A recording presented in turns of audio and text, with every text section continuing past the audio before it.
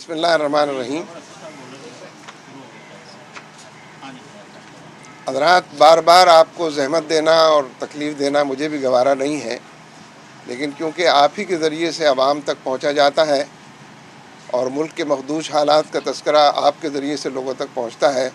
اس لیے آپ کی اہمیت جو ہے دن بدن بڑھ رہی ہے اور میں سمجھتا ہوں کہ آپ اس کو نبھا بھی رہے ہیں۔ جتنا میں چینلز کو اور پرنٹ میڈیا کو جانتا ہوں، اس کرائسس کے موقع پر پرنٹ میڈیا نے اور الیکٹرانک میڈیا نے اپنی ذمہ داری کو پورا کیا ہے۔ اسی لیے بعض لوگوں کے خلاف چارج شیٹ بھی بڑی لمبی ہو گئی ہے کہ یہ لوگ ذرا زیادہ ہی پرنٹ اور نشر کرنے والے لوگ ہو گئے۔ میں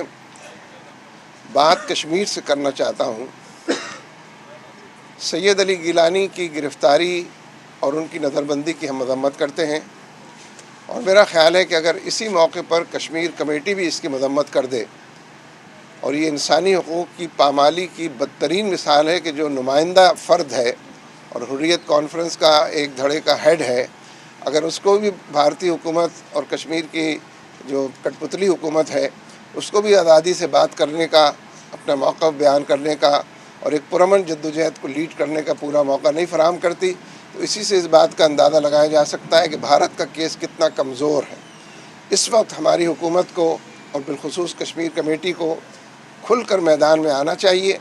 کشمیریوں کے کاز کو اور کیس کو سپورٹ کرنا چاہیے، اور کوشش کرنی چاہیے کہ بین الاقوامی سطح پر انٹرنیشنل کمیونٹی بھی اس بات کو ریئلائز کرے اور اس حوالے سے کشمیری جو ہمارا مقدمہ لڑ رہے ہیں اس میں ان کو کامیابی حاصل ہو۔ دوسرا مسئلہ اس وقت کراچی میں ٹارگٹ کلنگ کا ہے۔ میں آپ کو یاد دلاؤں کہ یہ ٹارگٹ کلنگ اصلاً تو بلوچستان سے شروع ہوئی تھی، اس کا کوئی مداوع نہ ہو سکا، اور اب تو وہ ایک بالکل بھول بھلیاں بن گئی ہے، پیچیدہ مسئلہ ہو گیا ہے۔ ٹارگٹ کلنگ جاری ہے اور یہ طے کرنا مشکل ہو رہا ہے کہ ڈور کا سرا کہاں ہے اور کون لوگ اس کے ذمہ دار ہیں، لیکن ظاہر ہے کہ وہاں کی نااہل حکومت یہ کام نہ کر سکتی تھی، نہ کر رہی ہے، نہ آئندہ کرے گی، اور شہری اسی طرح وہاں پر بھی مرتے رہیں گے۔ کراچی کے معاملے میں یہ سمجھتا ہوں کہ پیپلز پارٹی کو 2.5 سالہ تجربے سے یہ سبق لینا چاہیے کہ اس نے اکثریت ہونے کے باوجود اگر سندھ میں اپنی حکومت نہیں بنائی تو یہی سبب ہے حالات کی خرابی کا۔ اگر باقی 2 پارٹیاں سندھ کی حکومت میں نہ ہوں تب بھی پیپلز پارٹی اپنی میجورٹی کے بنیاد پر حکومت بنا سکتی ہے، وہ 100% ذمہ دار ہوگی، سیاہ اور سفید کی مالک ہوگی، اور جو لوگ اپوزیشن میں ہوں گے وہ بھی اپنی ذمہ داری سے بری ذمہ نہیں ہو سکیں گے۔ اس لیے کراچی کے مسئلے کا حل رحمان ملک کی بار بار کی وزٹس نہیں ہے، بلکہ مسئلے کو ڈیفیوز کرنے کے بجائے کنفیوز کرنے میں رحمان ملک کا بہت بڑا حصہ ہے۔ لہذا ہم یہ سمجھتے ہیں پارٹی کو جو جواب دہ ہے، جس کو اکثریت ملی ہے، اسے سندھ کی حکومت بنانی چاہیے، اور اوپر کے پریشرز کو اور اندر کے پریشرز کو اور اپنی کسی کمزوری کو اس کا حوالے نہیں کرنا چاہیے کہ وہ ANP کو اور MQM کو بھی حکومت میں شامل کریں۔ میرے نزدیک یہی مسئلے کا حل ہے، اگر پھر اس کے بعد اس پر پوری طرح عمل کیا جائے۔ اس وقت جتنا لوگوں کے اندر دکھ کی اور غم کی اور تشویش کی لہر دوڑ رہی ہے وہ مزارات پر حملوں کی وجہ سے ہے۔ لاہور میں داتا دربار کے مزار سے یہ مسئلہ شروع ہوا ہے، کراچی پہنچا ہے اور پاک پتن سے گزرا ہے، اور ظاہر ہے کہ لاکھوں کروڑوں لوگ ہیں کہ جو اس کے نتیجے میں دل گرفتہ ہیں اور بہت بڑے پیمانے پر تشویش میں مبتلا ہیں، اس لیے کہ لاکھوں کا انسان ہے کہ جو ان مزاروں کے ساتھ وابستہ ہیں، اپنی عقیدت کا اظہار کرنے کے لیے بار بار وہاں پر جاتے ہیں۔ لہذا اس اعتبار سے حقیقت یہ ہے کہ حکومت بالکل اپنی ذمہ داری سے غافل ہے۔ رحمان ملک صاحب تو اگر وزیر داخلہ نہ ہوں تو آدھا امن تو فوراً ہی قائم ہو جائے گا۔ اس لیے کہ میں آپ کو یاد دلاؤں کہ کراچی میں عاشورے کے جلوس پر، اہل تشیع کے جلوس پر جو حملہ ہوا تھا جس میں بڑی جانیں ضائع ہوئی تھیں، اس میں فوراً رحمان ملک صاحب نے یہ اعلان کیا تھا کہ یہ خود کش حملہ تھا، اور پھر اگلا اعلان یہ کیا تھا کہ اس کا سر بھی ہم کو مل گیا۔ 3 دن کے بعد اہل تشیع نے اس کی تردید کر دی، جو میزبان تھے اس جلوس کے، اور انہوں نے کہا کہ نہیں، وہ تو ہمارے کارکن کا سر تھا، اور وہ غلط اطلاع جو دی گئی تھی۔ اس کے بعد سے رحمان ملک خاموش ہیں، اور انہیں یہ توفیق بھی نصیب نہیں ہوئی کہ معذرت کرتے کہ میں نے غلط اعلان کر دیا تھا۔ اس کے بعد اور اس سے پہلے یعنی داتا دربار پر بھی، اور اب بھی یہ جو پاک پتن کا معاملہ ہے اور کراچی کا جو معاملہ مزار پر حملے کا ہوا ہے، Rehman Malik was on record, Karachi میں بھی انہوں نے کہا کہ 2 خودکش بمبار تھے اور دونوں کے سر ہم کو مل گئے، دونوں بخیر و عافیت اپنے گھروں کو پہنچ گئے. یعنی رحمان ملک کی کوئی بد دعا بھی کام نہ کر سکی ان کے خلاف. لہذا رحمان ملک کو کراچی کے اس عاشورے کے جلوس کی بھی وضاحت کرنی چاہیے تھی، معذرت کرنی چاہیے تھی. پھر یہ جو کراچی کے مزار پر حملہ ہوا ہے اس پر جو 2 سر ان کو ملے تھے اور دونوں بمبار اپنے اپنے گھروں کو پہنچ گئے ڈسکا میں اور کراچی میں، میں سمجھتا ہوں کہ رحمان ملک سب سے زیادہ غیر ذمہ دار ہمارے وزراء کی ٹیم میں سر فہرست ہیں.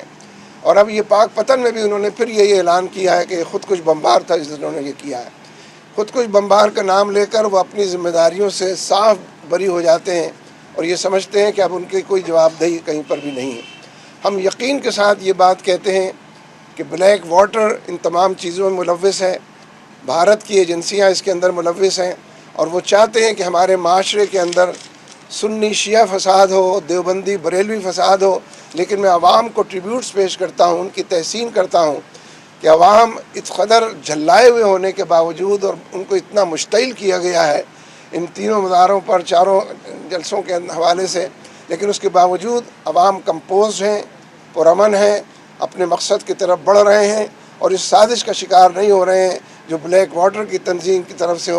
بلیک واٹر کا نام آیا ہے تو پھر رحمان ملک کا نام آتا ہے. اس لیے کہ امریکہ کے سیکریٹری آف اسٹیٹ یا ڈیفنس امریکہ کے سیکریٹری آف ڈیفنس نے وزیر دفاع نے آن ریکارڈ یہ بات کہی ہے، 2 مرتبہ انٹرویوز کے اندر کہی ہے کہ ہمیں بلیک واٹر کی سپورٹ اور تائید عراق کے اندر بھی حاصل تھی اور اس نے بڑا کام کیا تھا، اور بلیک واٹر تنظیم جس کا اب نام بدل دیا گیا ہے اس کی سپورٹ ہمیں پاکستان میں بھی حاصل ہے. لیکن رحمان ملک جب بھی بلیک واٹر کا نام اخبار میں آپ چھاپتے ہیں یا چینل سے نشر کرتے ہیں، فوری طور پر اس کے وکیل صفائی کی حیثیت سے اس کی تردید کرنا شروع کر دیتے ہیں کہ ہمارے ملک میں بلیک واٹر کا کوئی وجود نہیں ہے. میں اب بھی یہ سمجھتا ہوں کہ ان مزارات پر حملے لوگوں کو مشتعل کرنے کے لیے، ان کے جذبات کو برانگیختہ کرنے کے لیے، غصے اور جھنجھلاہٹ میں سڑکوں پر نکل کر ایک دوسرے کا گریبان پکڑنے کے لیے کیے جا رہے ہیں، جس پر عوام نے بہت تحمل کا اور بردباری کا ثبوت دیا ہے. لیکن تابق آخر کب تک یہ معاملہ ہوگا؟ اس لیے رحمان ملک اگر ملک کے وزیر داخلہ نہ ہوں تو شاید مزارات پر حملے رک جائیں، حالات کم از کم بہتری کی طرف چلتے ہوئے نظر آئیں، چاہے پورے نتیجہ خیز نہ ہو سکے. اچھا، یہ جو اسٹریٹجک ڈائلاگ، ابھی تک آپ نے اس کا کوئی بہت اچھا اردو میں ترجمہ نہیں کیا ہے. ڈائلاگ بھی مذاکرات کو نہیں کہتے، ویسے ترجمہ تو لوگ کر رہے ہیں اس کو، لیکن اسٹریٹجک ڈائلاگ کی جو بات ہے، میں نے پہلے دن سے یہ بات کہی ہے کہ یہ مونولوگ ہے، یہ ڈائلاگ نہیں ہے. ڈائلاگ میں تو دوسری فریق کو یا پارٹی کو بھی بات کرنے کا اور کبھی کبھی منوانے کا حق حاصل ہوتا ہے. یہ تو غلاموں کی جو انجمن ہے اسی کے سارے کرتا دھرتا 22-23 کی تعداد میں شاید لوگ وہاں پر گئے ہیں، جس میں 2-3 وزراء بھی شامل ہیں، انفارمیشن منسٹر اور فارن منسٹر. حقیقت یہ ہے کہ جو پاکستان کا کیس ہے اور کسی بھی ڈائلاگ کے حوالے سے جو پاکستان کا ایجنڈا ہے، اس بارے میں آج تک کسی وزیر نے، چاہے وہ وزیر خارجہ ہوں یا انفارمیشن منسٹر ہوں یا کسی ذمہ دار نے نہیں بتایا کہ کیا پیش رفت ہوئی. مثال کے طور پر پاک چائنا جو پیسفل ایٹمی پروگرام ہے، امریکہ مسلسل اس کی مخالفت کر رہا ہے، اس کے باوجود کہ اس نے یہ پروگرام انڈیا کو فراہم کیا، اور اس کے باوجود کہ چائنا نے اس پروگرام کے اعلان کے بعد انٹرنیشنل لیول پر جتنی ایٹامک ایجنسیز ہیں ان سب کو مطمئن کیا ہے کہ یہ پروگرام پورا از اول تا آخر پیسفل ہے اور اس پروگرام کے حوالے سے کوئی شک و شبہات نہیں پیدا ہونے چاہیے. یعنی چائنا نے والنٹیرلی اپنے طور پر اس کام کو انجام دیا ہے. لہذا اس اعتبار سے یہ مسئلہ جوں کا تو برقرار ہے اور امریکہ کا پریشر موجود ہے کہ پاکستان اس سے وڈرا کر جائے. اسی طریقے سے دوسری بات ہے، ہمارے حکمرانوں کی حد تک یہ بات ہے، میری تو رائے مختلف ہے، میں عرض کروں گا. ہمارے حکمران مسلسل کہہ رہے ہیں کہ کشمیر کے معاملے میں